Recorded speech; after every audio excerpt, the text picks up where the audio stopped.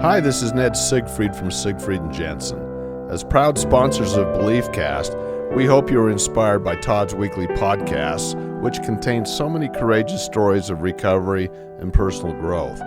Remember, it's not what happened in the past that matters, it's what happens in the future. We invite you all to work hard and be optimistic about your future. Enjoy today's podcast. We are back. This is Todd Sylvester with the Todd Inspires BeliefCast. Thank you for tuning in. I love you guys for all your support. It's been fantastic. I'd like to give a shout out to our sponsors, Wasatch Recovery, Siegfried and Jensen, iHeart Institute, and Veracity Networks. Thank you for believing in me. I can't tell you how much your sponsorship means, and it's helped grow this to a level that just blows my mind. So thank you so much. And also for my previous guests, you guys are amazing. The vulnerability and the amazing stories that have been shared have just been amazing. And today's going to be no different. I have a returning guest, Tiffany Peterson. Tiffany, thank you for joining us. Honestly, I'm honored to be here. This man is doing such great work in the world. You know this because you're tuning into his show. But to be asked back, right? Like one of my speaking mentors once said to me, you know, in the speaker's world, and I speak at all kinds of conferences, said, a lot of times a speaker thinks they're speaking for a standing ovation. When you really know you've done a good job and you've made an impact is when you have a standing invitation and to come back and be with a group. And so this truly, from my heart, it's like to have me back with such your great lineup. It just, it humbles and touches my heart too. And again, thank you for all the good work you're doing in the world. Well, I appreciate that. That is so kind of you to say. And I've always admired your work. I love the way you carry yourself, all the good that you're doing, and the list of what you're doing. I can't get into all of it, but I want to share a little bit of background for our listeners who may not know you. Tiffany is a seasoned speaker and international coach guiding individuals, teams, and audiences in creating thriving lives and business results. She's worked with companies like Franklin Covey, Rich Dad, Poor Dad series, and the Jack Canfield, creator of the Chicken Soup for the Soul series. She has her own podcast. She is an international, like I just said, a coach who she helps businesses and individuals thrive, basically. And do amazing things. She's responsible for achieving sales budgets that range upwards to $40 million in annual revenue. She loves sharing her sales secrets, strategies with others. She really is a light in this world, folks, and I really mean that. I admire her from a distance because I get to see her a lot on, obviously, social media, but to have her sitting here today, this is so cool. Like, it really is an amazing honor to have you here. She has a website, which we'll get into more, tiffanyspeaks.com, and I'm just excited for you guys to hear and learn from her today. Thank you, love. Absolutely. I mean, really, that bio, that's kind of a lot of words. You really can just sum it up is that I help individuals get into alignment, right? That's really... I like that. Up for me is alignment and intention. Two of my very favorite words is in alignment with your body, your soul, your spirit, your purpose, alignment with self-care, alignment with your contribution or your offering, which we might call business or sales. Okay. Right? So most often people hire me to help them grow their sales. But I'd say 90% of the work we do is coming into alignment with releasing the fears and into alignment with purpose and self-care and contribution and how you're showing up. That's also matched with intention, right? And I love those two keywords, alignment and intention. Is what are you creating? Where are you going? What do you want in your life? And to be a more intentional creator, I mean, even those three questions, if we write them down and journal to them, it's like, dang, we can really have some good, rich clarity. And clarity is the beginning of creation. So when someone says, I want something new in my life, in my marriage, in my body or my health, in my home, in my business, come to clarity first. Because with clarity, a clear mind will take action. A confused mind procrastinates. Oh, for sure. Right? Yeah. We all do it when it's like, I'm not clear, dilly-dally, and all the things that we do. So anyway, but it's just joyful, literally joyful to be back here with you, and I'm in comfy clothes today, so that's kind of fun too. Yeah, that's awesome, and I definitely want to talk more about that for sure, and very well said. I would like our listeners maybe to get to know you a little bit. Tell us a little bit about, maybe where you grew up and a little background about yourself. Yeah, I grew up in Salt Lake City, Utah, where we're based now. I live in Sugar House, which Okay. is a fun little township of Salt Yeah, Lake. isn't and it? Yeah. I live in a beautiful historic home built in 1928, right? I mean, there's trade-offs with an old home, but it's got so much character and fun. Yeah. But I grew up here, and Okay. I thought originally, Todd, it's interesting. I think one thing we can all relate to on this human journey is our lives look different than the way we planned. Yeah, I mean, we all just put that truth in the room. for sure. And so I grew up here, and I thought, I was going to be an educator, a traditional classroom-based teacher, specifically with special needs. Oh, And I okay. worked in 3 classrooms as an aide to the teacher, supporting her in 3 different locations over 2 years while I was going to the University of Utah. And I was studying initially education and switched my major to communications, and thought, again, I was going to be traditional education and then get married and be a stay-at-home mom and raise babies and sew Halloween costumes, Right. And I don't have any kids yet that I know of, right? No Okay. one's come knocking yet, That's right? good. I always loved when people are like, so you have kids? I'm like, not that I know of. And they always do a They're double like, take. "What?" Like, well, as a woman, you would know. And I'm like, probably. Yeah. Probably. But no, it's just that, my life and the path and the journey and it looks different. However, it has the same heartbeat. The same desires that I had for wanting to have children, which was to help littles have self-esteem Right. and develop their skills and gifts to contribute to the world in a positive way. It's the same work I'm up to in the world. The same desire I had to be a special needs teacher, which was helping people, Yeah. and helping these littles work through their challenges to, grow and progress. Right. And I'm still doing that, Yeah. right? Sometimes people will say, I thought I was going to be a special needs teacher. I'm like, you still are, right? Because it's like, but I'm in the business of, and in the life purpose work of helping people progress, myself included. I'm a work in progress. I think sometimes when people get to know me as the human, not just the person on the stage or the person on television and these things, is I teach these things. I'm so passionate about them because they're the life work I'm living and learning too. So sometimes it's like I'm still a work in progress with my own self-esteem work and self-worth work, which we're all doing, right? Yeah. And I'm a work in progress with the things that I'm teaching. I'm just passionate about them because I know when applied, they truly have the capacity to help change people's lives. Yeah. Wow. That's awesome. You obviously are helping so many people, and you've obviously have a different path that you thought you were going to be on. Looking back on it now, I mean, I'm sure there's things that you look back and say, I didn't see it going in this direction, but I'm glad it did. I mean, do you feel that way? Yeah, I think, what I love about the space you create is very open and transparent, and that's just, it's just who I am. So it's, I think that the majority of me regularly, it's like, there's just joy and there's gratitude for the path. And, but there's sometimes still sadness and grief. When life goes different than the way you planned, right? Like I really always wanted to have my own children. Yeah. And that was something, a few years ago, I went through what you might call a dark night of the soul. And it was dark for about 2 months. And I entertained thoughts I'd never entertained before. Wow. About maybe I don't want to hang out on the planet anymore, to a place of like, well, if this big thing isn't going to happen, at least in the way that I'd planned it to happen. Right. I literally, and everyone listening has something that, again, whether they've been through, significant loss or a health issue or a betrayal or, substance abuse challenges, right? Like we've all had our personal hell. Yeah. And I think so keeping it real is I regularly just think so much gratitude. The path my life evolved into, I couldn't have planned this path. Right. I didn't plan this path. You're right. Right. So sometimes it's like the willingness, though, whether you say God, source, universe, I say God. Yeah. But an intimate relationship with God and seeing how many beautiful vistas and blessings and experiences that I'm so grateful for. Yeah.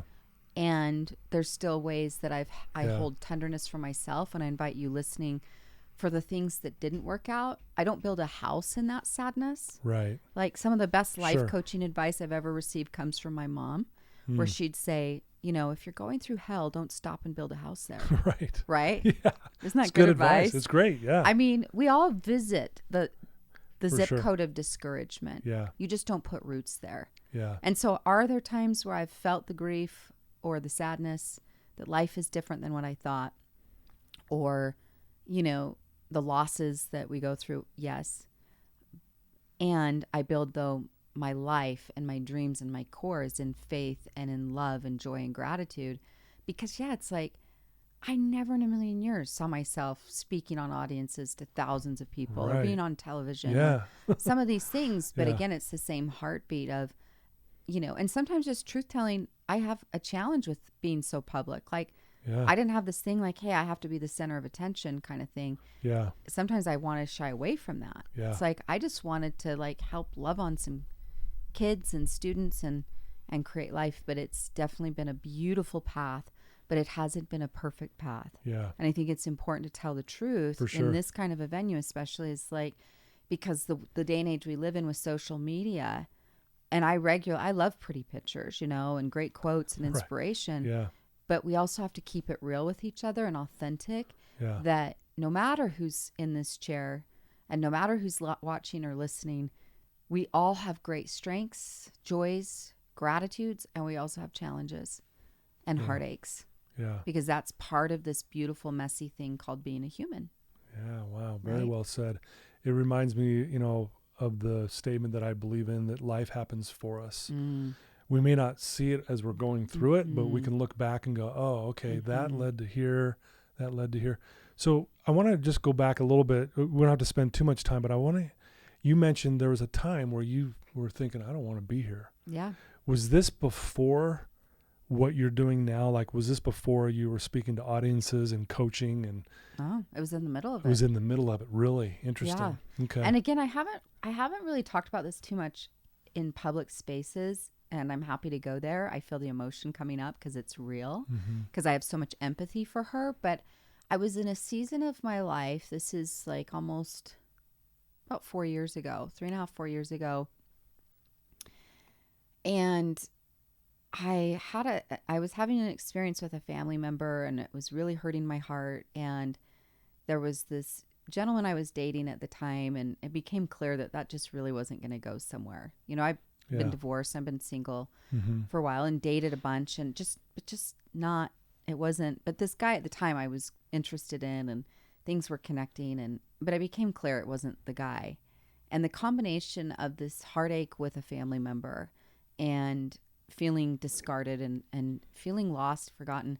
Yeah. And it was kind of like this awareness where I just looked forward. Up until that point, I was like, this is going to happen. God's going to deliver this. I have all this faith. I'd had this experience in my faith walk where a blessing was spoken over my life that made these promises that this was going to happen. And it just became like the awareness that this might not happen. It might not. Right. And to make peace with that, it was just a lot of heartache, Right. truthfully. You know, the death of a dream is a loss. Sure. You know, and Yeah. sometimes it's like we lose someone physically, but we all, you know, these dreams. And so, but can I tell you an experience I had during Please. that time Yeah, please. that was transformational for me, that helped me turn that dark corner? And I've, you know, typically pretty positive person. Occasionally there's times I can have moments where I'll feel the blues, but I don't Right. thankfully have the experience of living in that regularly, or I can feel anxious or some nerves come up, but I have a lot of tools to help with that. And, you know, it's like, I can feel those feelings, but this was like, again, what in the spiritual tradition or teaching, spiritual teachers talk about the dark night of the soul. It's like the you know, burnt and then the phoenix rising. It is like a breaking open. Yeah. And I had this experience where, because again, it was just this really big dream. And for me, it was so attached to God at the time and my faith. And so it was kind of this faith crisis too, of like, hey, yeah, this thing got spoken over me that it was going to happen and in this way, and life doesn't look that way. And it's like, what the heck? Is this even real? And where's God in the middle of this? Yeah. And, you know, it just was kind of this moment because I had so much energy built into that my real purpose on this earth was to be a mom. And some of that's my own desire, and some of it's woven into you socially and culturally, like kind of expected. Hey, yeah, cool, you can do these other things. But it was a sincere desire matched with all of that influence. So I'm in this season and I wander into Dolly's bookstore in Park City, Utah, which shout out to them, small business, right? Yeah. Tiny little bookstore. If you're ever in Park City, Utah, wander yourself into that bookstore. It's hardwood floors. The ambiance is amazing. Yeah. You can cozy into a chair and read books. And I wandered into there and I found a book on a shelf that just spoke to me. You ever had that happen to you? Oh, yeah, absolutely. How books show up in your life at the right time. Yeah. It's They so literally, and I went into the bookstore because I have so many books, right? I mean, each nightstand has got plenty of books, and I'm not lacking in the book department. So I mentally am like, I'm not buying a book today. Right. But I walk in the bookstore and I pick this book off the shelf, a book by Mark Nepo, which he's one of my favorite authors and poets. Yeah. He's the most well-known. He's been on Oprah and all this. He's well-known for a book called The Book of Awakening. Yeah. Highly recommend that book. Well, I picked a book off the shelf by him called The One Life You're Given. Wow. The One Life You're Given. Just that title alone. Like, right. Wow. Right. Yeah. And I pick up the book and I just open it to happenstance, not the first page, but just somewhere in the middle. And I don't remember what I read, but some paragraph in the middle of that book. And of course I bought that book that day, even though of course I wasn't going to be buying a book. Right? Yeah. So be careful what you say. Yeah, right. So I buy this book. And it so speaks to me that I get online and I'm trying to track Mark Nepo down. And he didn't really at the time have much social media presence, but he had a website. And I click on a link called on events in his website. And it says coming up in Northern California in this gorgeous redwoods. It's called 1440 University, and they host all kinds of speakers and trainers and workshops. Coming up like the first weekend of June, and this was like end of April when I saw it. Yeah. He was hosting a weekend event called The One Life You're Given. Now, that wasn't the book he was promoting that year, which is on, usually the author is always promoting the book they're out. Right. And I feel so drawn to it. Yeah. I don't act on it, but I think about it. And literally, I think like 5 days before the event kicked off, I bought my ticket and bought my plane ticket. Wow. And I was in the midst of this burning down and the shedding and this darkness. Okay. But my soul felt called to go. And I went by myself. And you stay in these spaces where there's no television in the room. I mean, this is a real, like, you go thoughtfulness. Right. And I show up to this thing and I ask the question.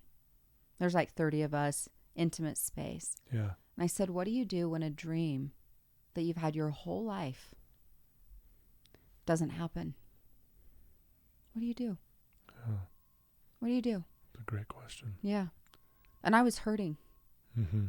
You know, I was really hurting, and you really wanted to know. And it was like, and God knew where I was. Mm-hmm. But I mean, I was in a dark space, and I asked this question, and he said, oh, I love the question. And he says, can I respond in a story? And I said, sure. And he goes, there was this Buddhist monk on a journey in the wilderness. And this Buddhist monk who's traveling for a ways comes to this massive river. And he walks up and down, and as far as he can see for periods of space and time, there's no bridge. There's no like trees bent over, and there's no way to get across. And so I can't remember if he says he discovers a raft or he builds a raft. And he builds this raft and crosses the river. And then he's on the other side of the river carrying this large raft on his shoulders. Mm-hmm. And he's carrying it for quite some time when he becomes aware, because this raft had been really significant to him. Yeah. And he said the raft, it meant literally progression in life and possibility. And he said he got to the other side and he's traveling for a while. And he becomes aware, I can't hear any water. There's no sound of water. I haven't heard it for days or haven't heard it for a while. Right. So he comes to this place where he says, it's time to let go of the raft. And he made a big bonfire and he burned his raft. This thing that had had so much significance to him. Yeah. And he said, I'd rather burn you in reverence than carry you in resentment. Ooh. Dang. Right? Wow. Wow. That whole moment put me in that bookstore to find that book, to search and to put me in that room in Northern California in the middle of this hellstorm I'm in, you know, Right, yeah. and this darkness. Wow. And really, because it was like I had to find purpose deeper. Yeah. And realizing the purpose was there the whole time. Yeah. Of Wow. like the same woman I would be today if I had my own physical children, I'd be teaching and doing the same things I'm doing right now. Yeah. It just looks different than just the way looks I planned. different. Yeah. But I went through grief and I burned the dream Mm. in reverence In reverence. versus carrying it in resentment. That dream, the unfulfilled dream, was smothering me. It was creating so much heartache. It was like, if this thing doesn't happen and it hasn't happened and so forth. So that was a transitional pivot in that Wow. moment. Yeah. And, you know, and I worked with a therapist that summer and did some healing. Because again, I was having some heartache with this family member, and Yeah. which is now in a much more beautiful place, thankfully. Yeah. But it was just this heavy season and this releasing and letting go. Man. And again, I haven't really talked about this much publicly. I've shared it in private, intimate conversation, but I felt like I could share it here. Maybe someone listening Yeah. needs to hear this, but Yeah. it's just the awareness that this was only 4 years ago.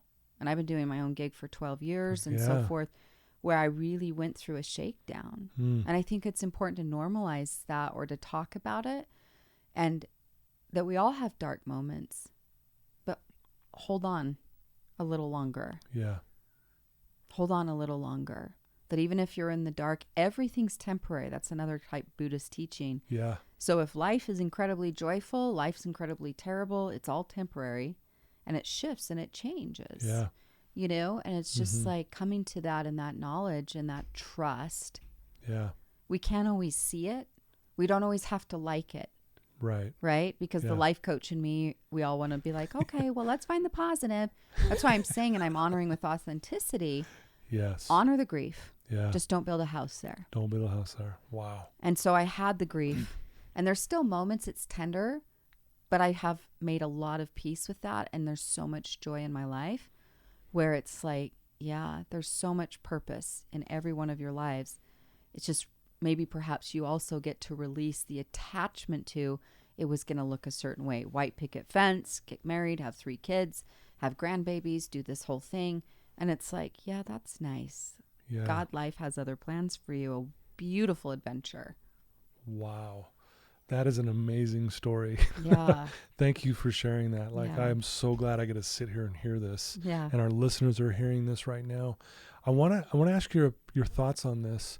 I love what that answer was. You know, I'd rather burn you in reverence than carry you with resentment. Yeah. Did I say that right? Yes. Could it also be like, even like past trauma? We're carrying this trauma Yeah. with resentments Yeah. towards someone, or just the resentment, Mhm. whatever that trauma might be. Mm-hmm. Almost like burning it, or getting rid of it in reverence versus carrying it and resenting it the rest of our lives. Yes. Can it be you?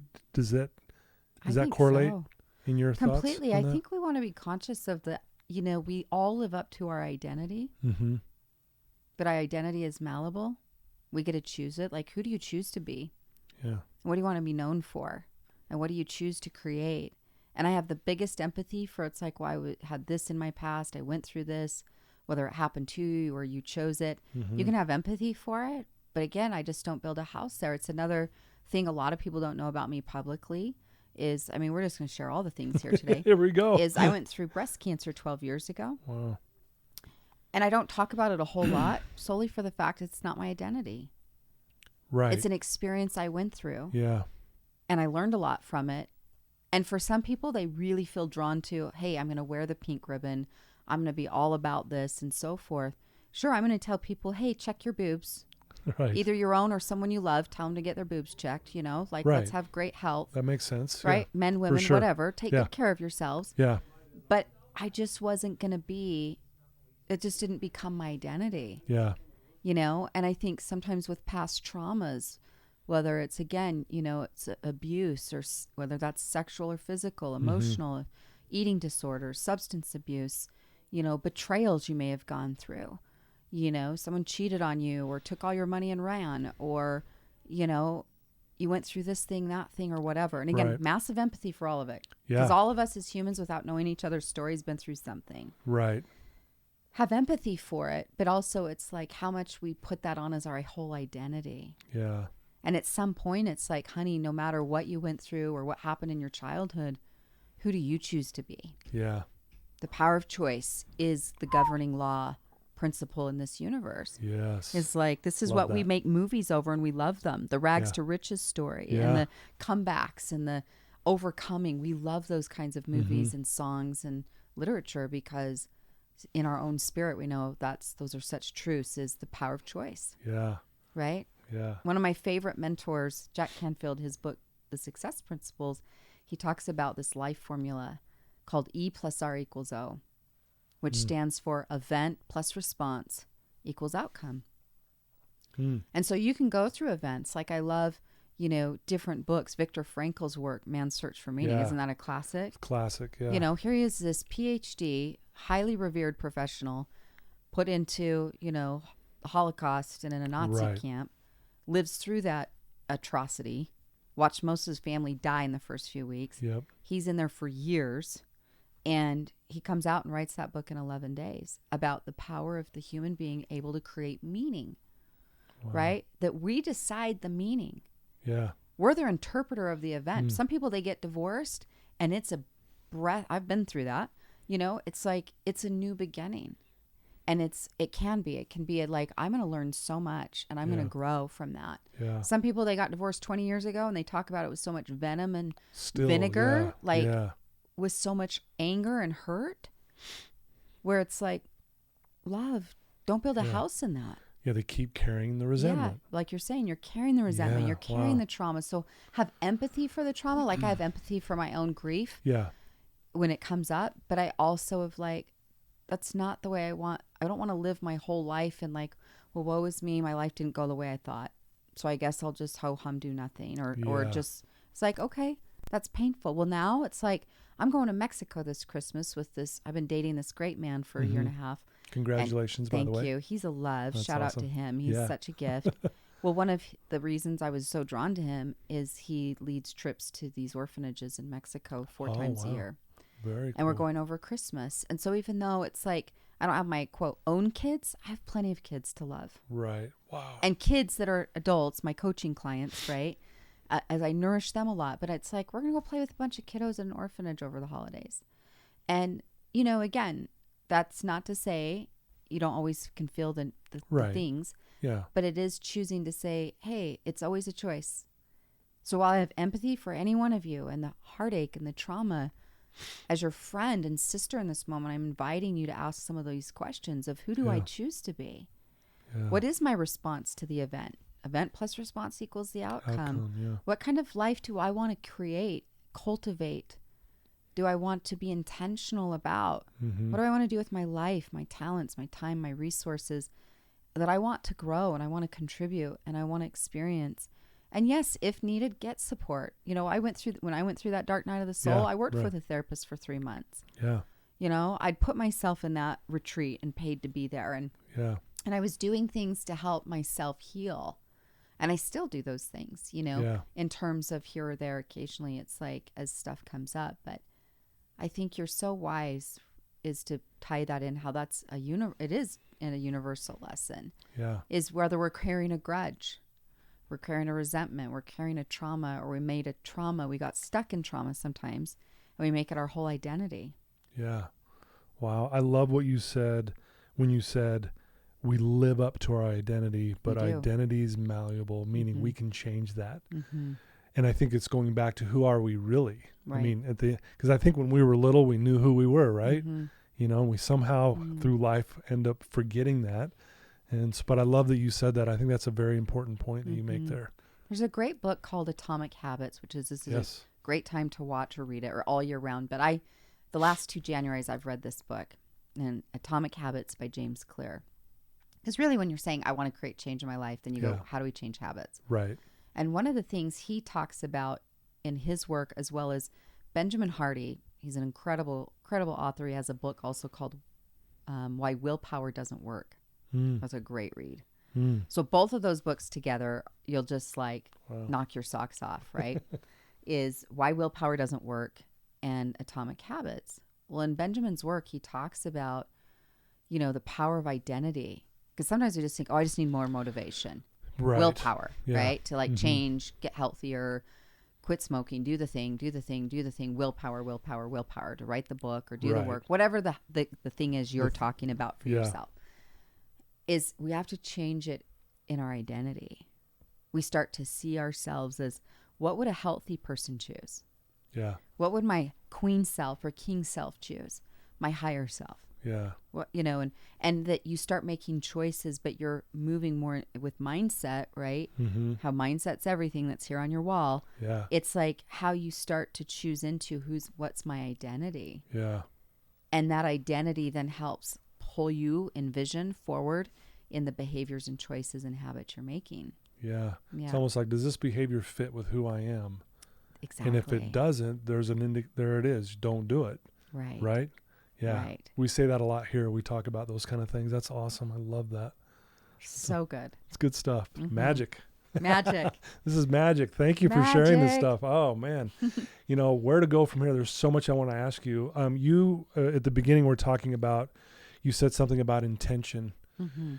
Will you explain to our listeners what exactly that is and why that is so important in our daily lives? Like, why is intention a thing that we need to understand? Yes.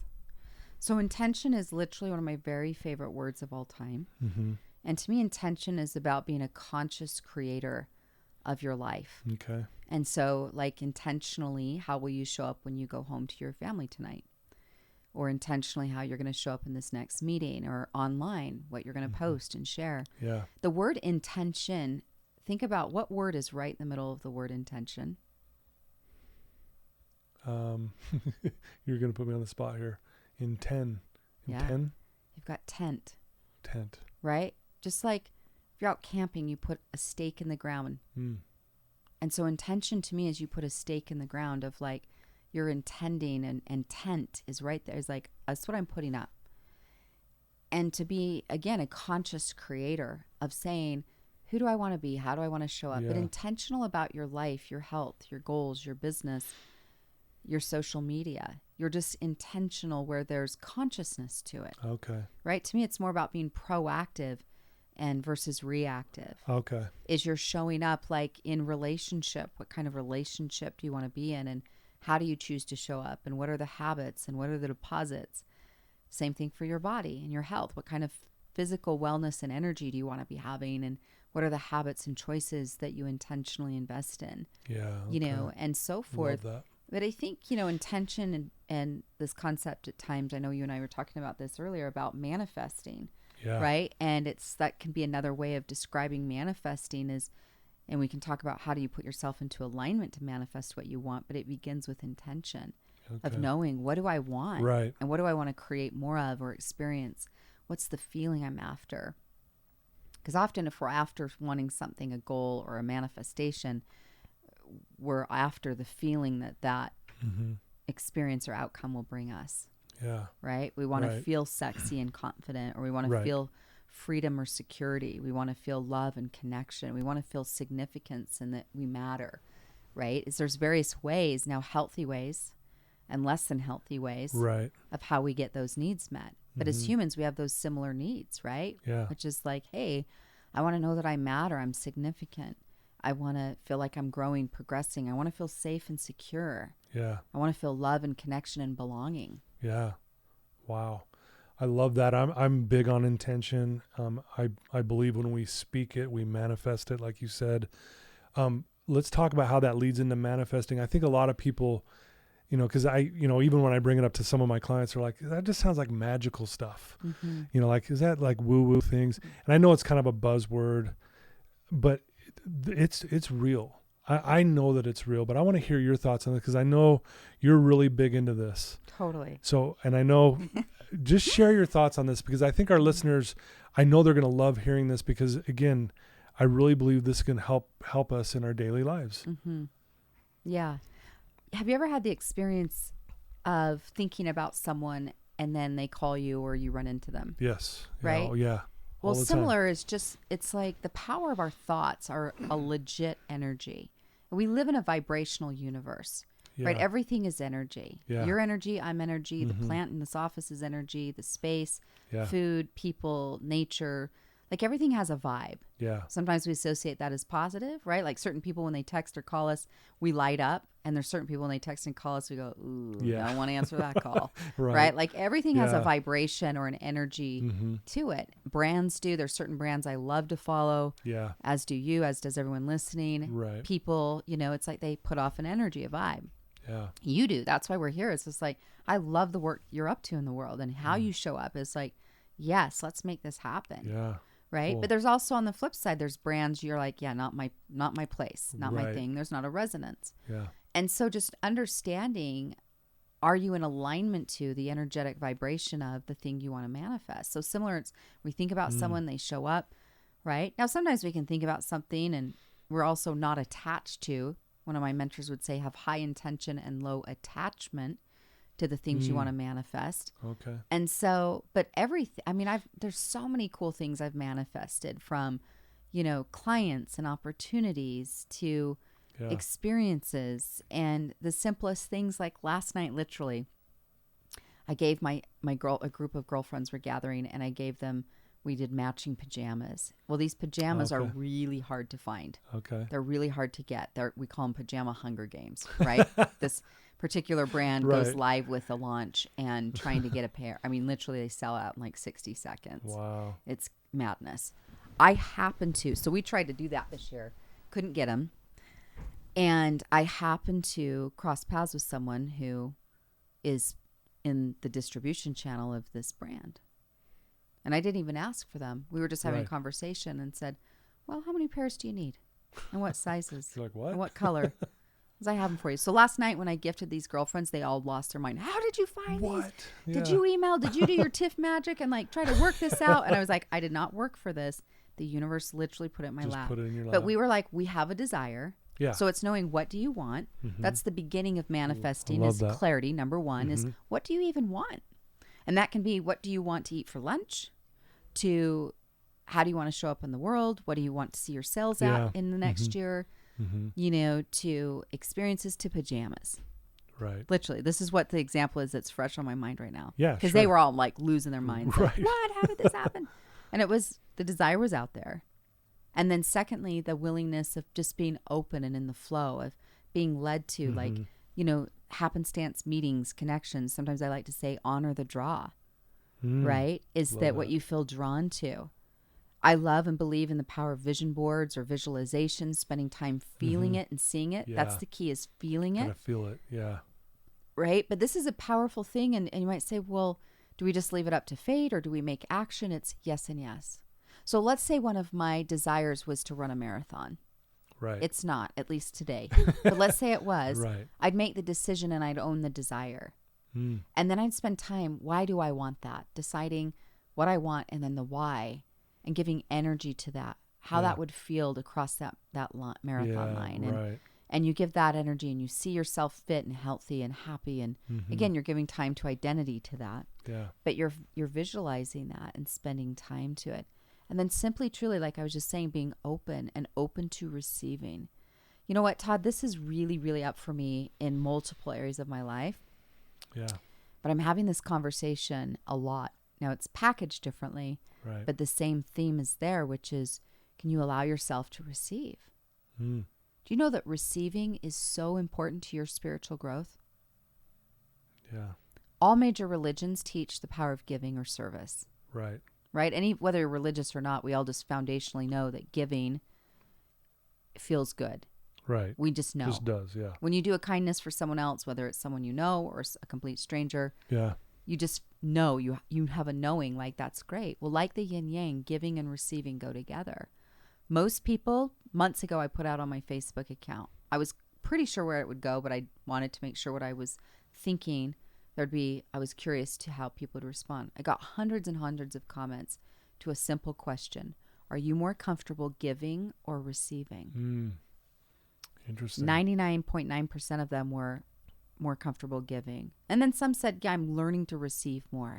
Yeah. But you think about harmony yeah. and alignment is there's balance there. Yeah. Giving and receiving. Most of us know how to give. But some people, it's like, you can't, if you have a hard time receiving a compliment, you're going to have a hard time receiving a raise or receiving your next builder or leader, or the love of your life. Like, Right. really, can So you true. receive, Yeah. whether that's love, whether that's opportunity, money, connection, and letting yourself receive. Can I riff on this for 1 sec? No, absolutely. So here's a question I'm going to invite all of you to think about, which is, what feels like abundance to me? And to tap into, from the smallest things to bigger things, but to choose to allow yourself to start practicing feeling more abundant today. Right? Like, for me, I love having fresh flowers in my home. Right. I regularly buy myself flowers. Sometimes my love brings me flowers, or a friend will send them to me. Right. But I love fresh flowers. And so often, for years, I've been like at Trader Joe's, Right. Costco. Occasionally, from a fancier florist, I'll have them sent. But more often, I'm picking up, a $7, $8, $9 bouquet of flowers for myself. Yeah. But they're in my home and they're lovely. Yeah. That feels like abundance to me. Okay. Having clean sheets on my bed, having my refrigerator cleaned out and organized Right. feels like abundance. Yeah. No, I right? can Getting a relate that. manicure, Yeah. a hot soak with some essential oils and Epsom salts. But for asking yourself, me being on a walk in nature, right? Nature is so full of abundance all year round. But is asking yourself what feels like abundance, and then start to curate that. Some of my coaching clients create what I call a joy list, Okay. where they come up with 12 things that cost money, right? 12 things Right. that don't. You can get out a blank sheet of paper, draw a line right down the center vertically. Top left, there's a dollar sign. Top right Right. is no dollar sign. And you create an intentional list of things that bring you joy. It's a great way to get into manifesting. It's a great way to be in the abundant flow. But Wayne Dyer says this. He says, abundance is not something we pursue. Abundance is something, or he says, abundance is not something we acquire. That's how the quote goes. Okay. It's not something we acquire. He says, abundance is something we tune into. Oh, wow. There's abundance always. It's always with there. us, We just need right? to tune into it. Right. Okay. Nature. And, Yeah. another powerful practice is gratitude. Will put you in the flow Yeah. for manifesting, because what you focus on expands. Yes. So writing in a gratitude journal, praying it, speaking it, thinking on it, praising it, but just choosing into that flow state and practicing it. Because I don't always feel grateful, Right. but it's a power principle. Yes. But I practice gratitude, and it often will shift my mood or mindset. Yeah. Not always, but often. Yeah. Right. But I practice gratitude just like any other habit that you want to strengthen. We'll practice feeling more abundant by curating an environment and experiences that help you feel that way. I was just on a walk this morning. 2 girlfriends and I, every other Tuesday, we meet for walk and talk. So that's why I'm also in the Casual Comfy Club. Yeah. That's awesome. And this friend, she said she'd reached out yesterday. She'd heard me on my own podcast show talk about a book that's phenomenal for this. She downloaded it and listened to the whole thing yesterday. She said, I cried at points, I laughed at points, but the book's called The 4 Spiritual Laws of Prosperity by Edwin Gaines. And it's so rich. I love that it's 4 versus 27, but she really Right. helps you get into alignment with more abundance in your own life. I have a full, I know I've just rattled off several books in our No, show, this is great. but I have a full recommended reading list on my site at tiffanyspeaks.com Yes. under the tab free resources. So if you're Okay. if you're driving on the go, like, what are all these books? I want to. Yeah. Write them down. You Okay. can write them down, or you can just download the worksheet off my site for free. Awesome. Yeah. Love it. Very well said. It's so cool. Isn't it amazing that you understand this stuff? Like, do you ever go, I'm so grateful that I understand what you just explained to us. Yeah. Like, you have an understanding and awareness about this stuff. Do you ever like kind of sometimes pinch yourself and go, I understand this stuff. I know you're not perfect at it, but you I don't work at pinch it. myself, but occasionally, yes, I feel the gratitude of like, I'm thankful and thank you in this moment, because it's like, yes, I'm like, yeah, that's a great thing to be grateful for, is having access to skills, tools, and knowledge of how can I shift my life and my mood with intention? How can I be more conscious about that? Yeah. Well, I'm just impressed because like that doesn't happen by accident. Like, you've put in work. Yeah. And that's impressive to me. Like, you have put in some work that allows you to understand these tools, to explain them, to teach them, and to live them. And that's why I love you, because you're authentic. You come from a place of, I've struggled. This is what I learned in my struggles. And now I get to, share and give back, and I love what you said about, I never thought of it this way. Giving and receiving, there needs to be a balance there. Right. I never thought of it that way. So practicing that, right? Yeah. It's like, I allow myself to receive and choosing to give yourself more of those experiences. That's where we talk about the joyless piece, where you give yourself more of the love that we're sometimes so much hungrily seeking outside of ourselves. It's like, how do I help give myself more love and more joy, which is also just, all of you deserve to feel good more often. Yeah. That's one of my own intentions, is I want to feel good more often. Yeah. Will it be perfect? No, but I'm practicing it, to your point. I love that. One of the things I tell my clients, I'll ask them what's the definition of success? And they'll give you all kinds of answers. It goes on. And I'll say, well, it probably should be waking up in a good mood. Because you can have all this stuff and do all these things, but if you're not waking up in a good mood, something's off, right? Right. What's the point? Right. So it's interesting, just kind of goes along with what you just said, is I want to wake up in a good mood tomorrow. Right. What do I need to do to make that possible? Right. What are the things I need to do? So very well said, man. So much here. Thank you for sharing what you've shared. I know you're really big into self-care. I'm just curious, what do you do? What does Tiffany do for self-care? And maybe it obviously varies, but what does a day look like for you? Yeah. Well, it ebbs and flows, Okay. right? Yeah. But I think there's a few that are like the lighthouses or the pillars that help me on a regular basis. Daily for me is that I have a morning ritual. And to me, some people call it power hour or miracle morning. I just call it morning ritual. But to have a way that you nourish, that's the key discernment, is to start your day with some form of nourishment. Okay. Right? Like nourishment physically might be some yoga or a walk or a run. Nourishment, emotionally, mentally, spiritually. But my day begins with prayer. And then from there, it's usually some kind of reading of spiritual material. Okay. And then I may meditate and so forth. If I have more time, sometimes there's gratitude journaling, or reading of, a personal development book or listening to a podcast. But I start my day with some nourishment. Yeah. Right. And I invite you listening to do the same. Even if it's only what I call the sacred 10, the first 10 minutes of your day. Right. Yeah. Because, literally I get it. It's like, I need sleep or I have young kiddos or I have a full life or I got to bed late. But even if you take a few minutes, most of the world is starting their day on their technology. Right. And there's nothing wrong with that. And I've done it. We've all done it.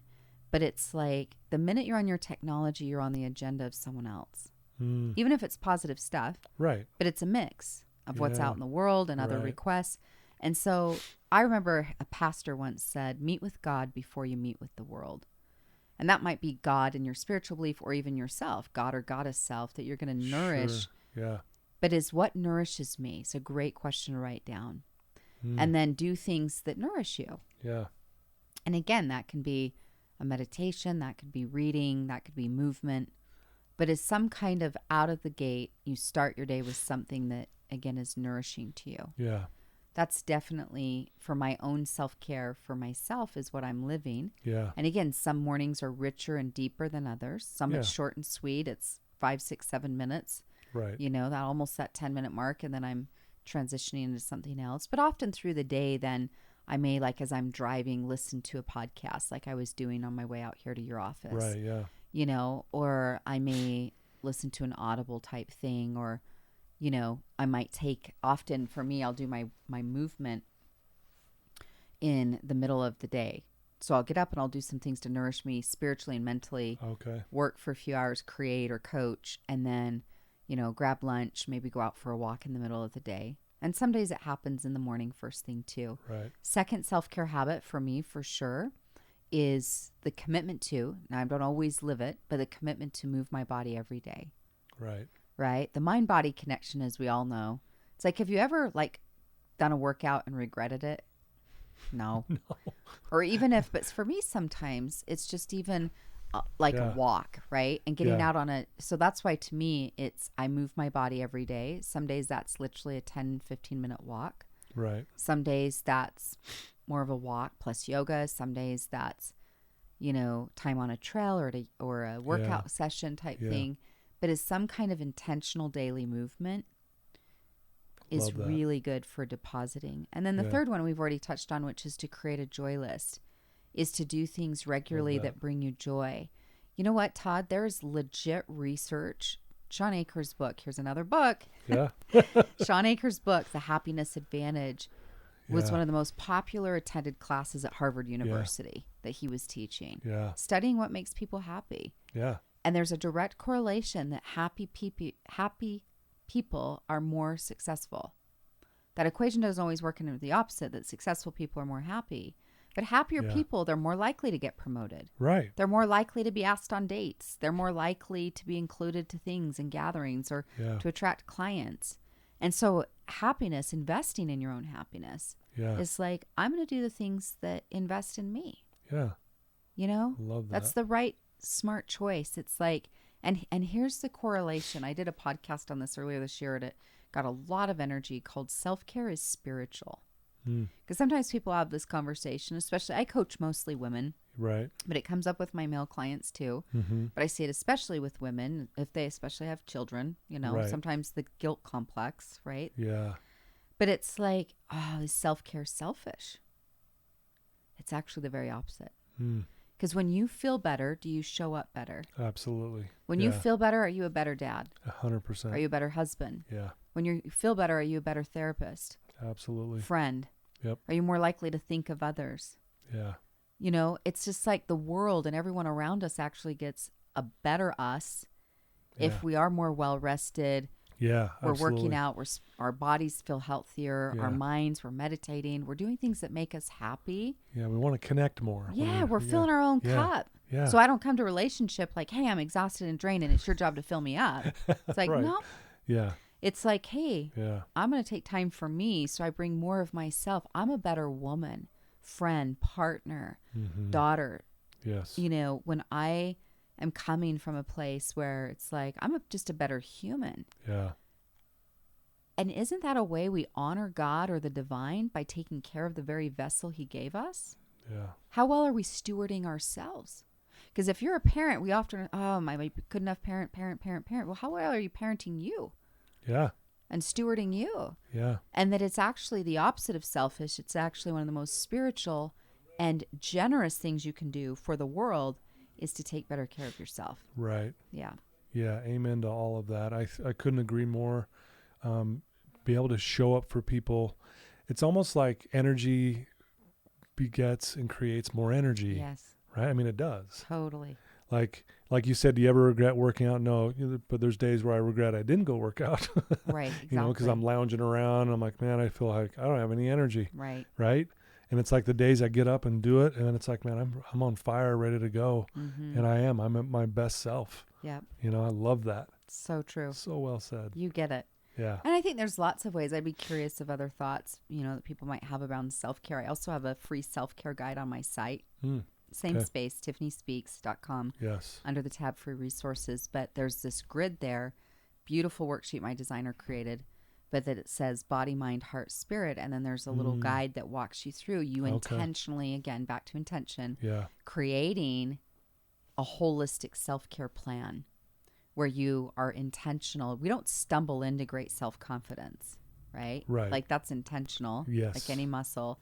But we can absolutely be, again, conscious about mind, body, heart, spirit, that we're nourishing those ways and those areas for ourselves to help us have more of that energy. Yeah. Yep. Wow. I love it. Well, God, there's so much I want to ask you. What would you say that in your travels and all the speaking events you've done and the many thousands of people you've met and coached and businesses you've been involved with, what do you feel like's I know this is maybe a big thing to ask, but like, what's the biggest thing you see that holds people back the most? Is there something that stands out? Oh, 1,000%. Okay. And I would say there's actually two, Okay. but so both of them, the first one I would say one of the biggest things that holds people back, and they can be tied together. But the first one I'd lead out with is the fear of what other people will think of them. Yeah. Because a lot of times we say, "Oh, I have fear of failure." Well, if no one ever knows about it, do you care? Like if you try something and fail, but no if one you're by found it, yourself, right? who cares? A lot of times the fear is actually, how will I be perceived? Will I be judged? So the fear of what other people think. Because a lot of times, I coach people and they have a business, and it's like, let's share this more. And I have fears coming up about sharing it and putting myself out there. Well, why? Well, will I sound salesy? How will I look? How will I sound? But the fear of what other people think is often why we don't use our voice. We don't own what we believe. We hold back. We're shy. We don't speak up. We don't reach out. Is that fear is often one of the biggest culprits of holding people back. Wow. I think that's very well said. It's fear typically of what other people just think of us. Because if you're by yourself, what does it matter? Right. Yeah. So that's a good point. And then tied to that, I would say what gets in others' way, we all at some level can deal with some degree of I'm not enough. Yeah. Right? Yeah. I'm not talented enough. I'm not organized enough. I'm not thin enough. I'm not rich enough.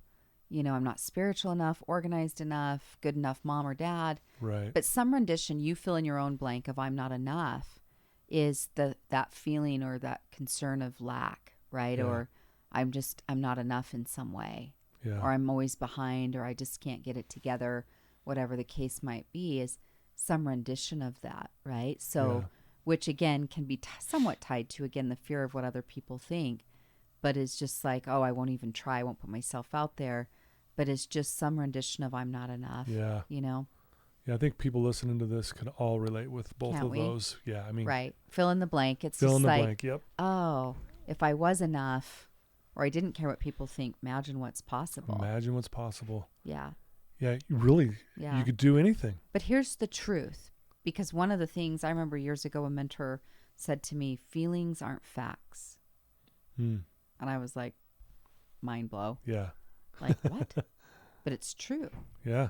The truth of the matter is that for everyone listening, if you're in a human body, you're a walking miracle. Your odds of being in a human body are like 1 in 400 trillion. The fact you're in a human body is you're a miracle. You are absolutely worthy. You're absolutely enough. That's eternal knowledge. Right. What ebbs and flows, though, are all the time are our feelings about our worth, our feelings about our self-confidence. But your feelings aren't facts. They're not always truth. Your truth is you are a divine creation. Yeah. Whether you want to say I'm created in the image of God or I'm part of the divine spark, but you are a powerful miracle walking around in a human skin suit. Really. We hit the jackpot. We did. Hit the jackpot. Like it's truly. Yeah. That's not just motivational hype talk. That's like, whoa, your odds of scientifically being here. Yeah. How small they are, and you're here in this body. There will never be another you. Right. You're the only you ever on the planet. Yeah. You're a miracle. Yeah. You are worthy. You are enough. Your feelings will ebb and flow all the time. Now, we can influence our feelings by, again, mindset work, moving our body, spiritual work, our joy lists, our morning ritual, our gratitude listing. We're doing the things, the habits that help keep us in the lane. Yeah. Right? In the flow and in the good, where we're experiencing and, to your point, manifesting more of what we desire. Yeah. Wow. But yeah. That's good stuff. Oh, I just love this talk. Oh, this is awesome. If there's someone listening to you right now, Tiffany, who's struggling, I always like to ask this question towards the end here, who is just in a dark spot. You've already given us amazing advice on so many levels, but this one person right now who's struggling, who's listening to you right now, what would you tell them? Well, just first of all, my heart to your heart, like as a sister and a friend on the path, it's just like you're not alone. You might feel alone, but again, that's where feelings aren't facts. Ooh, I like that. Yeah. You might feel alone, but you're not alone. Even if you're physically like, well, I'm literally alone in my home by myself right now. Yeah. Sure. But the reality is you're connected to other people and relationships. Some even believe in angels, that there's angels with you right now. There's love. It's like there's electricity in your home right now. There's love that surrounds you at all times. I can't always see or touch or plug into the electricity, but it's there. Yeah. And again, whether you say God or universe or angels, that you are deeply loved and you're not alone. Yeah. And to know that. And sometimes we're having a rough day, and sometimes we're having a rough week or a rough season. If you need support, ask for it. Yeah. Family, friends, or professional support, ask for it. Yeah. Get out and move your body. I was listening to this myself in my own podcast, listening of someone else's show recently, and it was like, when you get in a funk, he was being asked a similar thing. When you're in a funk, what's a go-to for you? And he said, I go do a workout, and it helps me reset. Yeah. Now, whether you go for a run, you get on a trail, you go on a walk, but lace up those tennies and get moving that body. You know, I'm a big fan of also prayer, yoga, meditation, ways that help me when I'm in it. But sometimes, again, I'm in a deeper thing that I'm in it for a bit. Yeah. And I need support. Sometimes it's an off day. Yeah. Sometimes it's like I was 4 years ago, almost 4 years ago. It's like I was in a tough season for about 3 months. Yeah. And so I enlisted support. Yeah. Yeah. And that's really important. But I think just to know foundationally is like, you're not alone. Yeah. This too will pass. Everything is temporary. Yeah. Right? Some of the things we wish weren't. Right. Some of the things were like, ooh, stay forever. Please. Yeah. And some things were like, can you get out of here faster? You know, based on what we're experiencing in life, as we have both, you know, those positive and negatives. But just know it's part of it. I have massive empathy for it. There's so much love, and there's so many people that, you know, have been where you've been, and they're willing to help. Sometimes it's just, again, the willingness back to receiving, which is more why most people are more comfortable giving versus receiving, is receiving feels more vulnerable. Yeah. It's the receptive state versus the giving. Well, that's masculine is the giving, feminine is more the receiving. And both men and women have masculine and feminine energy. Right, yeah. So being more surrendered and more in flow, more intuition and so forth is more in your feminine, right? And it's like trusting and being in that flow is like, hey, you're loved, you're cared for. There's things, you know, it's trusting that. But it's allowing yourself, if needed, to ask for help, to be willing to be vulnerable and ask for it if you need it. Love it. Yeah. Beautifully said. Thank you for sharing that. That's so awesome. Well, we've mentioned your website, TiffanySpeaks.com. If someone wants to reach out to you, you know, and maybe find out what you're doing. I know you do a lot of courses and, you know, mastermind classes and all that, you know, master classes, I guess is what you call them. Is that right? Did I say that right? Yeah. All the things. All those things. Like, is that the best place for them to follow you? And if they want to ask you a question, is that the best place to reach out to you? Yeah, my website has lots of information, freebies, downloads, links to events or courses, TiffanySpeaks.com. If you want to personally interact with me, you can slide into my Instagram DMs. I run all my own social media, or Facebook Messenger or LinkedIn. So Instagram's my favorite spot currently in the social media space, where you can find me at Tiff Peterson, or Facebook or LinkedIn at Tiffany Peterson. And I do run my own social. So if you're saying, hey, I just wanted to leave you a comment, or I had a question, a follow-up to this, you know, and you want to slide in there, I'd be happy to engage. I love that. So yeah, that's a great way to get connected. I also have my own show on iTunes and Spotify under my name, the Tiffany Peterson Podcast, which has a lot of great content. Which is awesome, by the way. Yeah, thank you. And so, you know, there's a lot of ways to stay connected. YouTube has a lot of videos, and it just depends what you're looking for. But if you want to directly engage, slide into my Messenger or DMs. Yeah. Yeah. You know, I pushed through some fear early on, and I reached out to you on a whim. I love that in you your did. DMs, and here we are, second time I get to sit here and listen to this amazing person, and I'm just so grateful for you and your willingness to you know, come here and share everything you've shared today. It's just beautiful. Thank you, and thank you for having me. And again, like, the world needs more of this kind of real talk and tools and insights. Absolutely. So thank you for creating this space. No, you bet. No, it's beautiful. One last question. Yeah. What do you love most about you? Oh gosh. That's a great question on the spot. I've always had a inclusive heart. Where I've always been an includer. You know, I have lots of friends, and there's times where, yes, are there certain gatherings or things that I'm part of or whatnot that, you know, are just for that group or things like that, of course. But I've always had friends of all walks of life. Yeah. I also attribute some of that to my mom as well. I was raised by a woman that just is a love embodiment. I mean, Yeah. she's just love. That's awesome. But I've always had friends of all walks of life, different than me, all Yeah. kinds of ranges of, you know, and even today it's like differences politically or thoughts or, you know, spiritual beliefs and different, Right. I mean, just all kinds of things. Yeah. But I've always had an inclusive heart, I love that. and empathy is something that is high for me.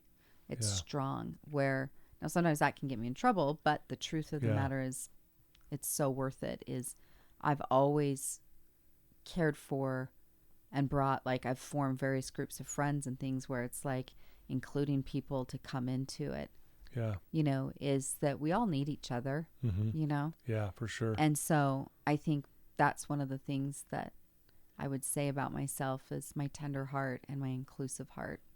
Yeah. Yeah. I agree. Yeah. Thank you. Along with the many other things. How about you? Would you answer that? Does anyone You ever want me ask to, you you're going that? to put me on the spot. Yeah. Wasn't expecting that. What's something you love about you? I think what I love about me is that I understand people's pain. Yeah.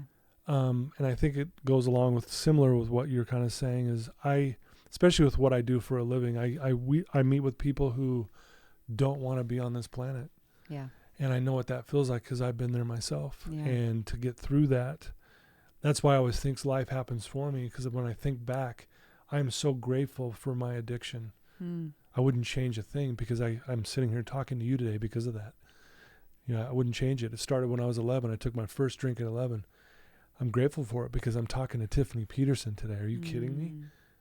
If I knew that that's what that meant. So understanding what people are going through. Again, I know I don't understand it completely fully, but I do know what it feels like to feel alone and hopeless and not wanting to be here. And like you said, if we hold on a little longer, it does get better, you know, and feelings aren't facts, like you said, and the list goes on. But I think that's probably my thing I love most about where I'm at in my life and with who I am. I agree with that. And I think because you just create an instant safety where there's like this permission to be yourself, the pain, the strength, all of it is like just to show up in it. So I love it. I'm so glad we're connected. Me too. Thank you for this experience. No, thank you. And thanks for asking me that question. Caught me off guard. But thank you. Well, there you go, folks. Thanks for tuning in. You guys are amazing. I told you this was going to be great. Please share this with your family, your friends, your in-laws. I mean, everyone you know, because they can learn from this and grow from this. You know, Tiffany is just an amazing person. Please reach out to her. Check out her website, tiffanyspeaks.com. And she's the real deal. And she will get back to you and she will answer any questions you may have. And, you know, check out her book list. Check out the courses she's doing. Sign up for coaching. If you want to improve yourself this next year coming up, please reach out to her because she'd be a great resource in that avenue for you. So love you guys. And again, Tiffany, thanks for everything. Thank you.